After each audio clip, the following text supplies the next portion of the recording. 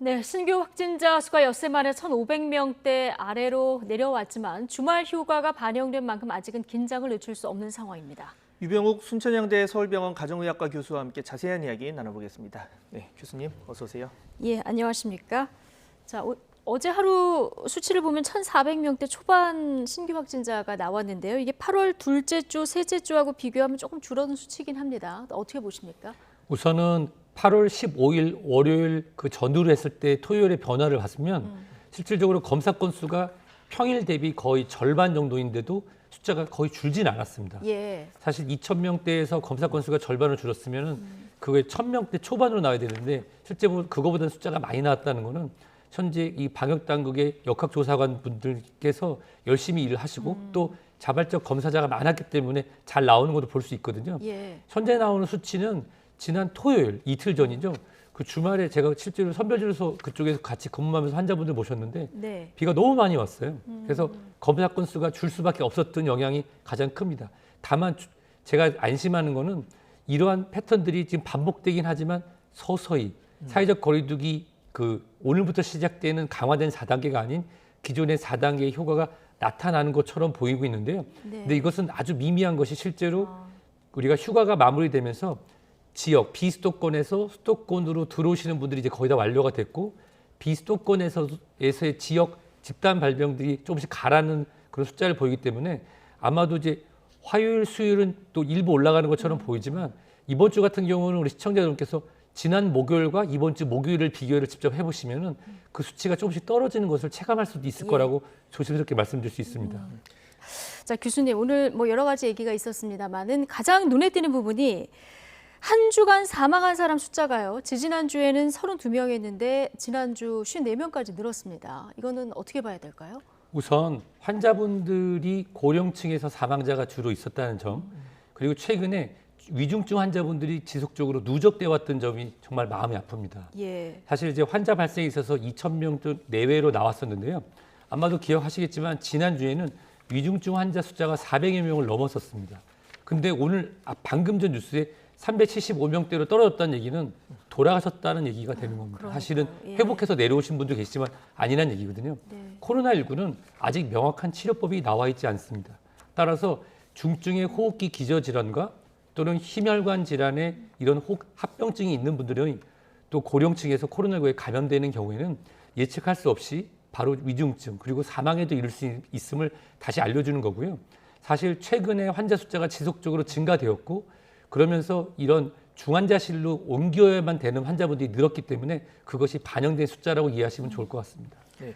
자, 관련 사망자 통계 중에 또 하나 보면은 지금 20대 치명률 자체는 매우 낮습니다. 0.02% 정도 되는데 자, 지금까지 20대가 통틀어서 코로나19로 8명 사망했는데 최근 한 달 사이에 5명이 사망했다. 이 어떤 뭐 특이점이 있어서 그런 겁니까? 아니면 최근에 그만큼 뭐 20대 확진자가 좀 늘어서 그런 건지 좀 궁금하거든요. 우선은 환자군에서 20대 환자군이 늘었습니다. 늘었기 때문에 그 많은 감염자 중에서 본인도 모르고 있는 고위험 또는 본인이 인지하고 있거나 이미 진단받은 고위험군이 있었을 겁니다. 뭐 지병이 있다거나 이런 걸 말씀하시는 그렇습니다. 거죠? 예전에도 아마 기억을 나실 텐데요. 그 10대의 젊은 분이 이 코로나 검사를 기다리다가 뭐 갑자기 열이 나서 사망을 했다라고 하는 소식이 1년 전에 들었던 기억이 나실 겁니다. 그런데 결론적으로는 이 코로나19의 상관성에 대해서는 밝혀지지 않았었죠. 근데 최근에 보면은 젊은 층에서 우리나라뿐만 아니라 젊은 층에서의 코로나19 중증으로 이완되거나 사망하신 분들 보면은 우리가 굉장히 놀라운 사실이 있습니다. 바로 네. 비만이 WHO가 지정한 하나의 질환입니다.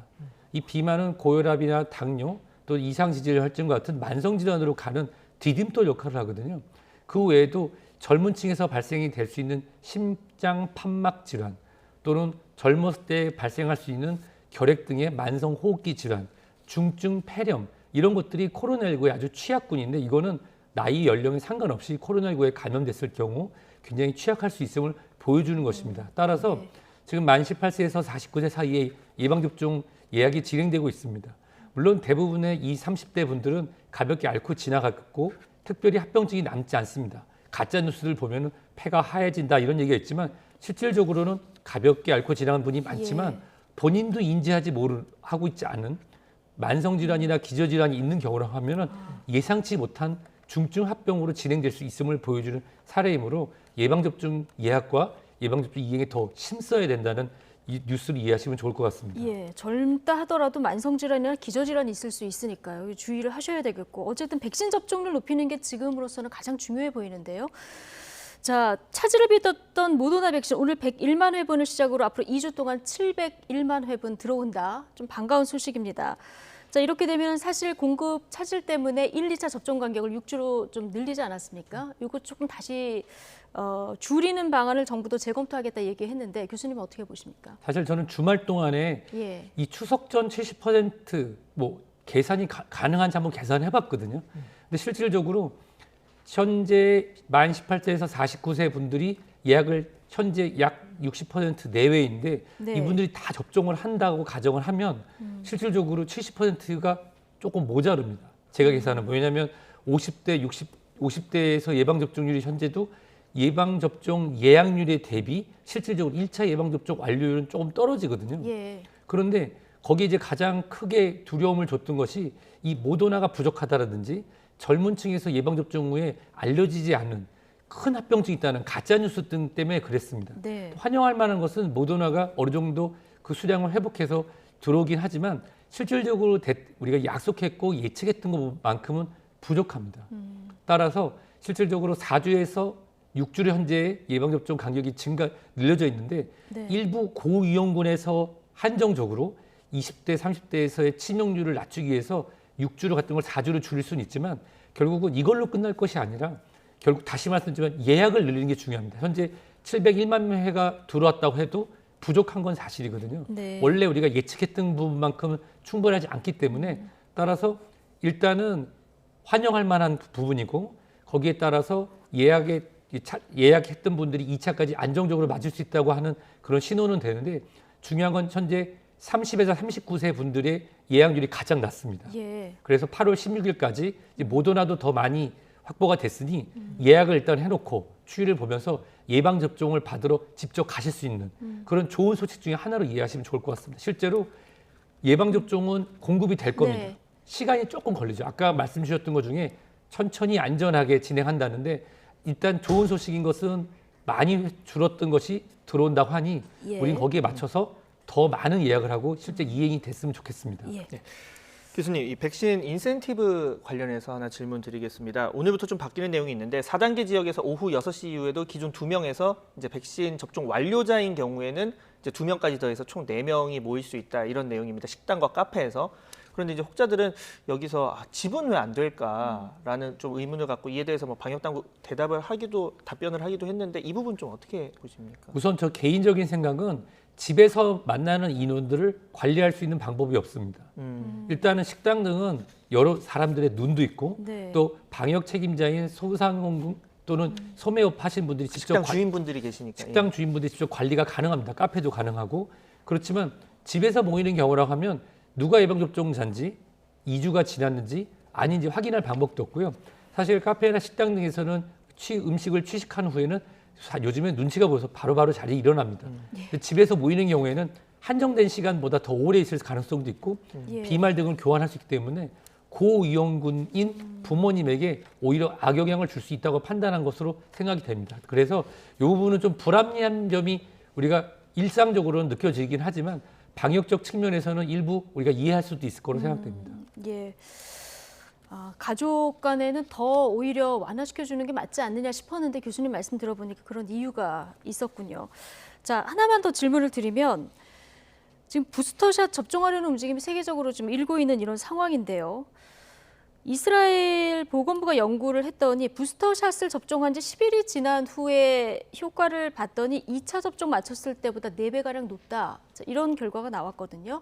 자, 이 수치의 신빙성을 어느 정도로 봐야 될까요? 이것은 우선 메신저 RNA 예방접종의 특성이 있습니다. 예. 일부 연구를 보면은 제가 손가락으로 한번 표시해 드릴게요.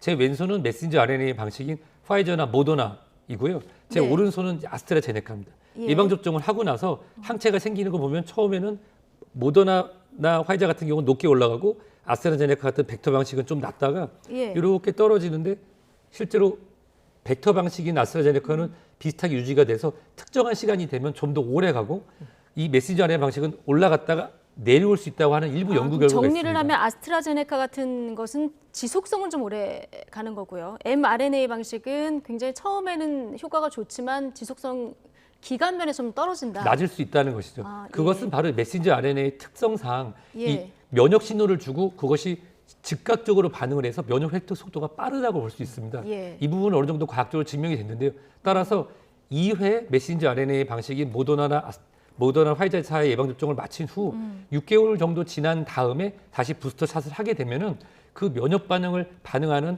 우리 면역체의 T세포 계열이나 B세포 계열은 더 큰 면역 반응을 반응하기 때문에 그에 대한 면역력을 끌어올 수도 있지만 또 상대적으로 그거에 네. 따른 부작용, 몸살 기운이 있거나 또 발열 등의 반응도 같이 나타날 가능성은 있습니다. 아, 그렇군요. 알겠습니다. 자, 교수님, 이 부스터샷 관련해서 좀 새로운 재미있는 얘기를 들었는데 mRNA 방식하고 아스트라제네카 방식에 조금 차이가 있다는 거 이거 좀 유념해 주시면 좋을 것 같고요. 자, 오늘 당국에서도 당부가 있었습니다만 방역 수칙 준수 더 신경을 써야 하는 시점이라는 것 기억을 해야 되겠습니다. 유병욱 순천향대 서울병원 가정의학과 교수와 함께했습니다. 고맙습니다.